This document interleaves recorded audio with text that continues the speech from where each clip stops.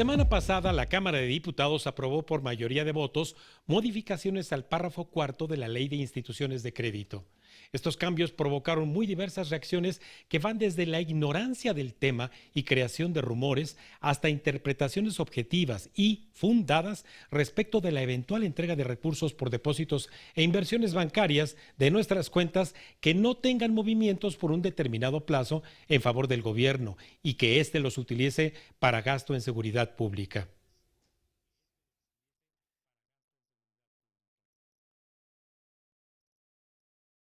Bien, mire, y déjeme compartirle enseguida de qué es lo que vamos a tratar. Primero, que sepa usted que cualquier artículo de alguna ley o la Constitución pueden tener desde 1 hasta 6, 7, muchísimos párrafos. La propuesta que está haciendo la Cámara de Diputados, que ya autorizó, la pasó a la Cámara de Senadores, es para modificar el párrafo cuarto del artículo 61 de la Ley de Instituciones de Crédito. Por ello es importante revisar primero, vamos a ver qué dice la actual ley y que está vigente hasta mientras los senadores no decidan otra cosa. El primer párrafo se refiere justamente al capital, es el principal y los intereses de los instrumentos de captación que no tengan fecha de vencimiento o bien que teniéndola se renueven en forma automática, así como las transferencias o las inversiones vencidas y no reclamadas, que en el transcurso de 3 años no hayan tenido movimiento por depósitos y retiros, y después de que se haya dado aviso por escrito en el domicilio del cliente que conste en el expediente respectivo con 90 días de antelación, deberán ser abonados en una cuenta global que llevará cada institución para estos efectos. Conclusión de este primer párrafo, ahí dice que si en los 3 años en los cuales ustedes abrió una cuenta, por ejemplo, allá por el 18 de octubre del 2016, abrió una cuenta y ahí la dejó en un depósito, en un pagaré con rendimiento liquidable al vencimiento o bien una aceptación bancaria, y 3 años no se apareció usted pensando que renovándose los intereses, pues ahí se va capitalizando esto. Bueno, pues si llegan los 3 años, el banco le tiene que avisar, de acuerdo a esto, de que va a destinar sus recursos a una cuenta global en el propio banco. Ahorita le voy a ir explicando poco a poco. Hasta ese momento nadie se ha llevado su dinero. Lo que sí es que el banco ha utilizado su dinero, que está ahí en depósito, en inversión, lo ha utilizado evidentemente para prestarlo a otras personas. El segundo párrafo. El segundo párrafo, ¿qué nos dice? Las instituciones no podrán cobrar comisiones cuando los recursos de los instrumentos bancarios de captación se encuentren en los supuestos a que se refiere este artículo a partir de su inclusión en la cuenta global. Le explico. Es decir, una vez que pasaron los 3 años y usted no se apareció, o sus beneficiarios, también de eso vamos a hablar ahorita, a reclamar esos depósitos, usted dijo, hay que se renueven, entonces ya le mandaron el aviso a su casa y le dijeron, ¿sabe qué? Lo vamos a pasar a una cuenta global. Esto es lo que dice este párrafo. Entonces, esos recursos todavía nadie los pierde, el banco los pasa a una cuenta solita, global, pero del propio banco, y el banco va a seguir prestando ese dinero. Tercer párrafo. Cuando el depositante o inversionista se presente para realizar un depósito o retiro o reclamar la transferencia o inversión, la institución deberá retirar de la cuenta global el importe total a efecto de abonarlo a la cuenta respectiva o entregárselo. Pasaron los 3 años y usted se dio cuenta de que se me olvidó por ahí que tenía yo esa cuenta, o ya me dijeron que no bastaba con que se renovara automáticamente y entonces voy a ir al banco. El banco le va a decir, en efecto, aquí sigue estando su dinero, pero está en una cuenta global. Y entonces ahí, si usted lo reclama en este momento o ya la pone en movimiento, le entregamos su dinero. Pero si usted no se presenta ni tampoco en los siguientes 3 años de estar en esa cuenta global, le digo qué es lo vigente. Pasamos al cuarto párrafo, el actual, el vigente y el que se está modificando. Los derechos derivados de los depósitos e inversiones y sus intereses a que se refiere este artículo, es decir, todo lo que le leí, sin movimiento en el transcurso de 3 años contados a partir de que estos últimos se depositen en la cuenta global, cuyo importe no exceda por cuenta el equivalente a 300 días de salario mínimo general vigentes en el Distrito Federal.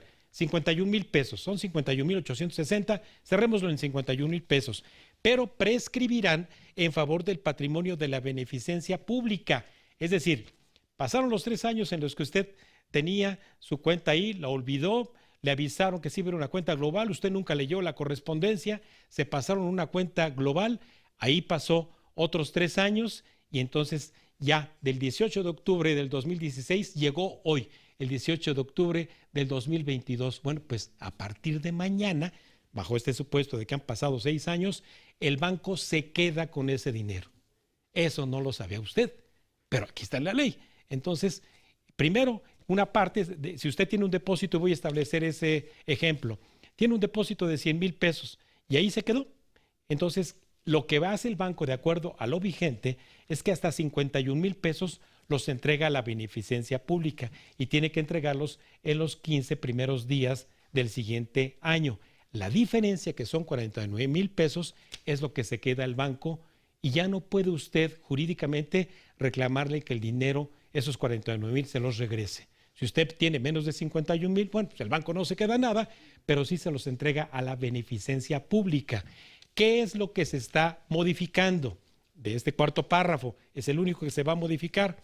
Dice que los derechos derivados por los depósitos e inversiones y sus intereses a que se refiere este artículo sin movimiento en el transcurso de 3 años a partir de que estos se depositan en la cuenta global, es decir, el segundo periodo de esos 3 años, llegando a los 6 años, cuyo importe no exceda por cuenta el equivalente a 540 unidades de medida, es decir, ahora se modifica de salarios mínimos a unidades de medida y actualización. Para el caso es lo mismo, son 51,860 pesos. Y se destinarán en favor del patrimonio de la beneficencia pública.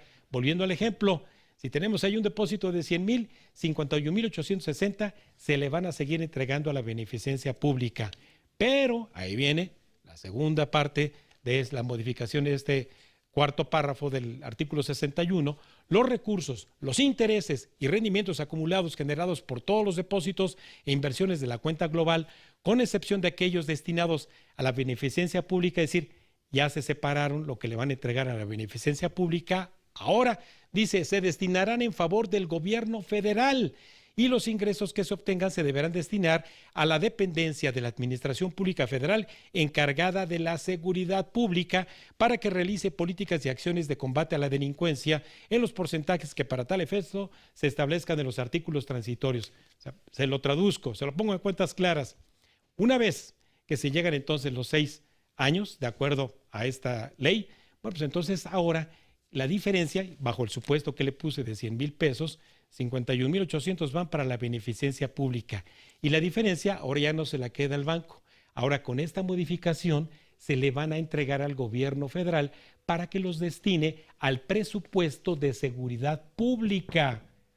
Entonces, usted, si piensa, evidentemente que el gobierno federal primero estaba dejando en manos de los bancos los recursos, así es.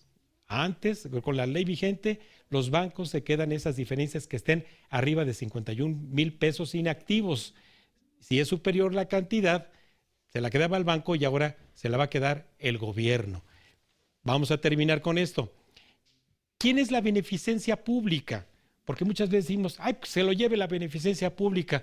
Bueno, pues es una institución que se creó allá en 1861 por el presidente Benito Juárez y específicamente en esa ley se decretó que se destine a cuestiones de salud. Es más, incluso vemos en la siguiente lámina que la beneficencia pública se compone de un patrimonio que administra la Secretaría de Salud a través de un órgano que se denomina Dirección General de Administración del Patrimonio de la Beneficencia Pública. Mire, hasta aquí entonces le hago un resumen.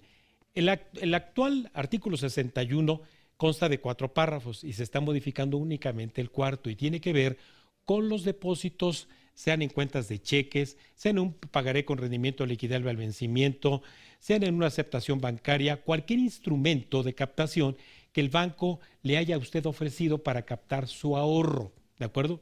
Si por 3 años se mantuvo inactivo, ¿qué es inactivo? Que usted no fue a depositar ni 10 pesitos, ni retiró 20 pesitos, no se considera en movimiento tampoco la consulta de saldo, no se considera en movimiento el cobro de comisiones, es decir, que usted se olvidó y simplemente pensó que ahí se iba a estar renovando. Bueno, pues entonces ahorita que contestemos preguntas y recomendaciones, vamos a decirle qué es lo que habría que hacer.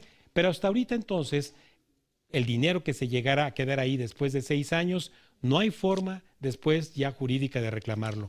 Se le entrega, como le dije, hasta las cuentas que tengan menos de 51,800 pesos a la beneficencia pública y aquellas que tienen más de ese monto, La diferencia se la quedan hasta hoy los bancos. Y con esta modificación, que solo falta el visto bueno de los senadores, se la va a quedar el gobierno, tal cual. Ahí está. No estoy haciendo relatos, sino estoy mostrándole los datos de la ley.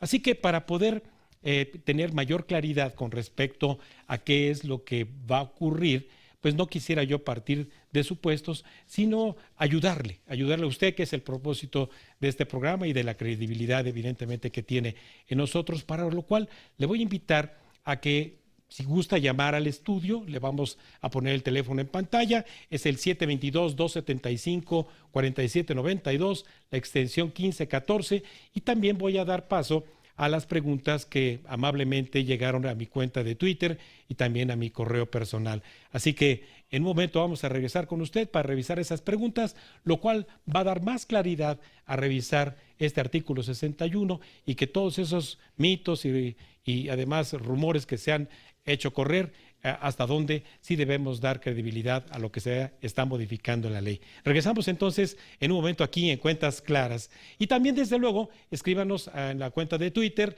de @AMXNoticias y @Raimundo Tenorio, preferentemente a @AMXNoticias, y aquí pasamos al aire sus preguntas. Regresamos.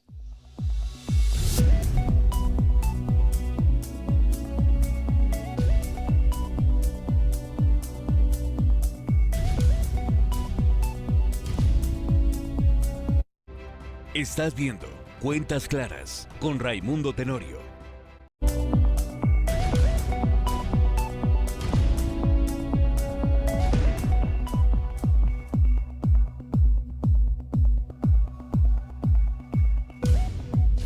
Continuamos con este tema que nos solicitaron y daré respuesta a algunas de las preguntas que amablemente nos han hecho llegar. Vamos a ver. Dice aquí Alicia Villacampa: mi hijo se fue a trabajar a Estados Unidos y dejó una cuenta de ahorro en BBVA. ¿Se la va a apropiar el gobierno? ¿Es mejor sacarlo, invertirlo? Bueno, déjeme decirle que todo depende cuándo abrió esa cuenta. Si la cuenta la abrió el 18 de octubre del 2016, pues es tiempo de que se empiece a preocupar, porque ya llegamos al 18 de octubre del 2022 y mañana ya está perdido. Si no le ha hecho ningún movimiento, ni ningún depósito, ni retiro, ni se ha presentado a la sucursal, lo más seguro es que mañana ya ese dinero se lo quede el banco en este momento. Pero si la cuenta, como me dice aquí, su hijo se fue a Estados Unidos y la abrió en el 2017, 2018, pues todavía tiene tiempo. Hable con él para que en su próxima visita a nuestro país, bueno, pues vayan al banco y sirve de que revisan quiénes son los beneficiarios, o de plano saca su dinero. Vamos a ver, la siguiente. Cristina Marmolejo. ¿Qué pasó? Sí, eso es. Tengo una cuenta de inversión en Sura Investment y no he hecho depósitos ni retiros en 3 años. ¿Esta cuenta está en riesgo de ser tomada por el gobierno? No. Únicamente son las cuentas de depósito e inversiones en bancos. El artículo 2 de la Ley de Instituciones de Crédito señala que solamente son las instituciones de banca múltiple y las instituciones de banca de desarrollo, no las sociedades de inversión, no las administradoras de fondos de ahorro para el retiro, no las sociedades cooperativas de ahorro, solamente los depósitos e inversiones en bancos. Vamos a la siguiente. Perdón. CC personal.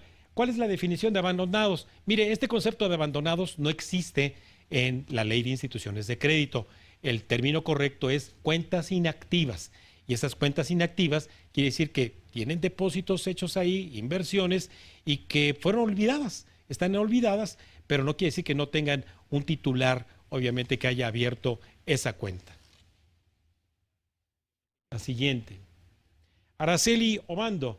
Mi padre falleció por COVID en 2020 y no sabemos si dejó beneficiarios de sus cuentas de nómina, y parece ser tenía una de inversión, pero nunca nos dijo nada. ¿Qué podemos hacer? Muy buena pregunta. Pues obviamente, en el infortunio de haber perdido a un pariente con el COVID, muy posiblemente en este caso el padre de Araceli, bueno, pues no les informó a la familia: oye, tengo una cuenta ahí, o bien sabía que tenía una tarjeta de nómina, pero pues no les dijo si dejó beneficiarios a ustedes, a sus hijos, o simplemente lo omitió. Entonces, lo mejor es que se presenten en la sucursal bancaria. Si ahí tienen a la mano un estado de cuenta, su tarjeta, acudan a la sucursal, obviamente el banco les va a pedir acta de defunción y van a revisar el expediente para saber si tiene beneficiarios. Y de tener beneficiarios, van a empezar a correr el trámite para que ustedes tengan la entrega de los recursos que designó su padre en este caso. Pasamos a la siguiente. Luis Pablo del Ángel. Maestro, buenas tardes. Lo escuché con atención en el Heraldo Radio con Checo y Lupe. Mi duda es, quienes tienen cuentas Afore que no han tocado en varios años, están ahí abandonadas, ¿también pasarán a otras manos esos saldos? No. Los depósitos que tenemos en las administradoras de fondos de ahorro para el retiro son, por su nombre, sí, son cuentas de ahorro, pero no están contemplados en la ley de instituciones de crédito y, desde luego, no incluidas en este cambio que la Cámara de Diputados, con la mayoría de Morena, decidió hacer, entregárselas al gobierno. Así que no, lo que hay en las Afores, es más, yo se lo voy a recomendar. Si usted tiene ahorros en este momento en los bancos, sáquelos del banco y deposítelos en su Afore, le da más intereses. Y usted puede establecer incluso con depósitos voluntarios los plazos de retiro. Así que, pues vaya, a lo mejor no les va a caer bien los bancos lo que estoy diciendo, pero saque sus recursos de los bancos. Pasamos a la siguiente. Tláhuac. Me refiero a cuentas de personas que viven y trabajan en Estados Unidos, pero tienen su ahorro en el sistema bancario mexicano, pero no vienen tan constantemente. Mire, esto es muy común. Imagínense tantas personas, mexicanos y mexicanas, que se han ido a Estados Unidos y en efecto dejaron aquí una cuenta, como fue el caso de nuestra primer pregunta que nos hicieron. Pues hable usted y dígale, oye, mira, nada más por curiosidad, dime, pues la cuenta que dejaste, aquí siguen llegando estados de cuenta, no los abrimos porque es correspondencia personal tuya, pero dinos si lo podemos abrir para saber cuánto dinerito hay ahí y que entonces, pues si tú no puedes venir, pues habrá que hacer un trámite a lo mejor de un poder notarial para que en vida pues podamos disponer de ese dinero, o si de plano, ¿verdad? Lo que quieres es llevarte ese dinero, pues ven por él, pero no se lo dejemos a los bancos, ¿de acuerdo? Bien. Gracias. Tenemos aquí una pregunta de Ernesto Jiménez de NESA.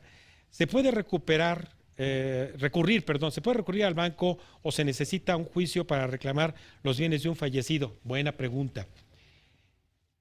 Si el fallecido tiene testamento y dice, mis beneficiarios son fulano, sutano, vegano, o bien es un heredero universal, o bien es un albacea, el testamento lo que da es la facultad para heredar todos los bienes que posea el que va a recibir en herencia esto, y eso lo incluye. Entonces tienen que ir evidentemente al banco a entregar los documentos que les van a solicitar, pero el testamento no es válido para que usted reciba el beneficio que está ahí en la cuenta bancaria. Siempre, y esta es una recomendación aparte, cualquiera que herede tiene que hacer un juicio de sucesión testamentaria, para que entonces en un juzgado de lo civil, ese juicio de sucesión testamentaria le dé posesión no solamente de la cuenta bancaria, sino de un bien inmueble, de un automóvil, de todo lo que haya dejado el finado. Pregunta de Jesús Sánchez de la Ciudad de México, gracias, que nos ven en la Ciudad de México. ¿Se puede depositar en la cuenta de un fallecido para evitar los 6 años? Sí, sí se puede.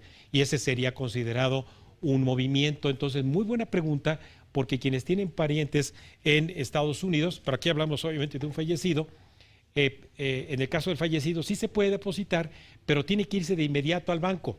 Si está en este periodo que le acabo de mencionar, del 18 de octubre del 2016 al 18 de octubre, al día de hoy. Entonces, si ya está dentro de ese periodo, acuda al banco, sí deposite y entonces empiece a correr el trámite de la sucesión testamentaria para que pueda reclamar esos recursos. Federico Bautista, ¿quién administra la beneficencia pública? ¿Qué cuentas dan de esos recursos? Entonces, el dinero no reclamado hasta hoy se lo quedan los bancos. La segunda parte, sí, se lo siguen quedando los bancos hasta hoy. La beneficencia pública, la Secretaría de Salud, ahora, ¿entrega cuentas de ello? Muy buena pregunta, ¿eh? Yo no he visto ningún informe de la Secretaría de Salud donde nos diga el destino de los recursos de beneficencia pública. Solamente nos lo podrá decir la Auditoría Superior de la Federación, que es el órgano que nos representa a través de la Cámara de Diputados, para que podamos saber cuál ha sido el destino de ello. Así que, si tanto se habla de transparencia, pues no hay problema para conocer los manejos de estos recursos en la beneficencia pública. Siguiente. Otra de CC Personal. Gracias. Sin movimientos activos por 1 año, 2, etcétera. ¿Cuándo entra en rigor? Muchas gracias. Bueno, pues mire, si la Cámara de Senadores, que ahora tiene en sus manos estas modificaciones al párrafo cuarto del artículo 61, la saca adelante, es decir, la vota a favor con la mayoría de Morena, pues entonces entra en vigor a partir de que la Presidencia de la República emita el decreto. Al día siguiente de que emita el decreto, entra en vigencia. Así que habrá que estar al pendiente. Yo le prometo estar al tanto de poder comunicarles si la Cámara de Senadores sacó esto adelante tal cual, sin moverle una coma, como acostumbran. Otra pregunta. Jennifer Calixto. Hola, Doc. Aquí va mi pregunta. Si las cuentas bancarias tienen un titular y también un contrato donde se asigna a un beneficiario en caso de ¿no debería notificar al beneficiario antes de disponer del recurso? Pues claro que sí. Por eso, mire, yo le recomiendo a usted, todos, aquí en el staff, allá dentro de la cabina, su servidor, tenemos una cuenta bancaria. Pues sentémonos, por favor, y se lo comuniquemos a nuestros familiares. Mira, tengo una cuenta en tal banco. Si yo llego a faltar, tú estás registrada ahí como beneficiario. Te presentas a mi fallecimiento y ese dinero ya te lo entregan. Así que comuníquele incluso a sus beneficiarios. Hay mucha gente que no lo hace. Y si no, vaya al banco y actualice sus datos. Y si no, también en la Comisión Nacional para la Defensa de los Usuarios de Servicios Financieros, ahí también le pueden informar. Tienen un sistema de consulta donde le pueden decir si el desaparecido que falleció o bien el que está en Estados Unidos, etcétera, tienen a un beneficiario. Así que yo sé que muchas preguntas se nos quedan también ahí en el tintero. No se preocupe, en mi cuenta de Twitter puede escribirme @Raimundo Tenorio o en @MX Noticias y con gusto seguiré contestando sus preguntas en Cuentas Claras. Muchas gracias. Y bueno, pues ahora vamos a la cápsula de investigación deportiva de esta semana, en donde le vamos a compartir la vinculación que tiene la industria cervecera con los deportes y además, bueno, pues también conocer la amplitud que tiene esta industria.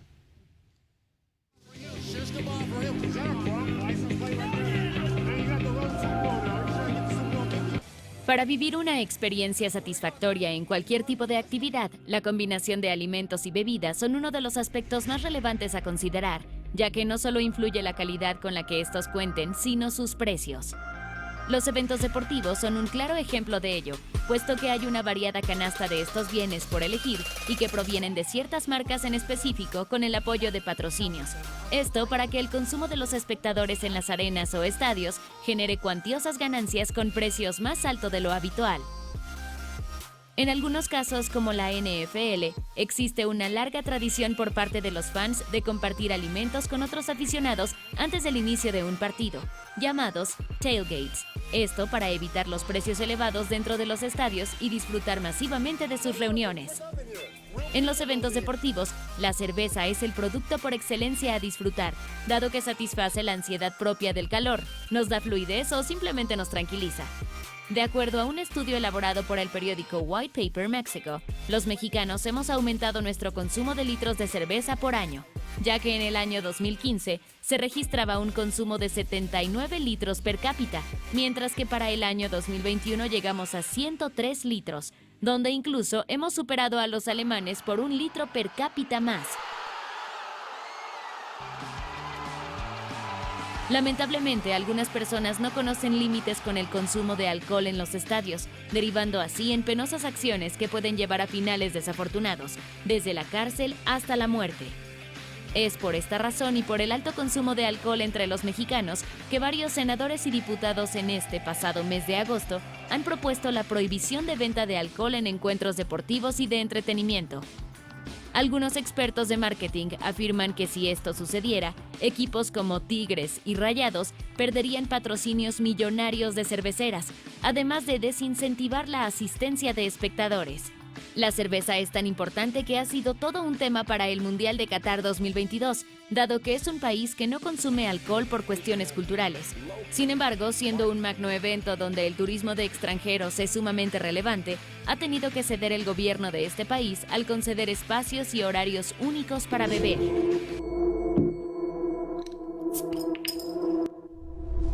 Es importante mencionar que la cerveza, no solo en México, sino en muchas partes del mundo, se ha consolidado como una bebida sin igual y de numerosas variaciones para todo tipo de consumidores.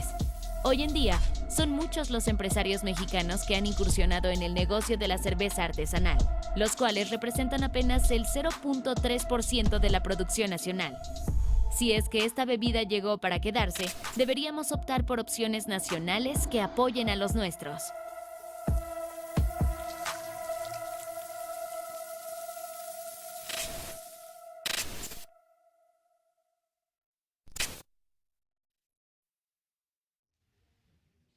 Por cierto, Gareth Bale, ex estrella del Real Madrid, ha presentado su marca de cerveza para que los aficionados como usted disfruten el Mundial de Qatar echándose unas bien frías. Llegamos hacia el final de este programa de Economía y Finanzas con cuentas claras para ustedes, agradeciendo como siempre la gentileza de su atención e invitándola a que nos vea y escuche la próxima semana aquí en la Agencia Mexiquense de Noticias, canal 34.2 de la televisión abierta en todo el Estado de México y la Ciudad de México, y ahora también por el canal 135 de Easy y 610 de Star.